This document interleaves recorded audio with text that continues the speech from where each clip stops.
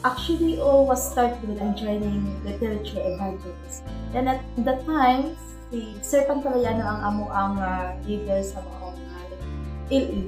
And then, nag-invite sa amo akong pwede moadto kami sa San Antonio Church aron sa maong runway.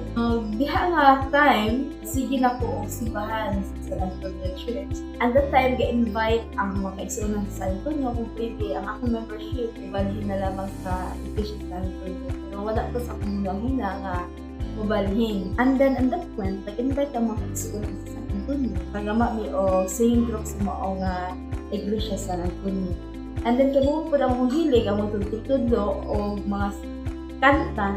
And then, mo ito, nakakumpo ko kung pwede, magama na lang din po o singing group sa mga iglesia. At least, makahelp sila kapay. Once ang iglesia na ay singing group, then ang iglesia mag-improve. So, mo po na akong nasa kumuna is ang ministry yun sa mga iglesia na makatabang po. Ug ako gadahong nga diin nabuhat gid mo og mo kani nga nabuo na mo ang imminent.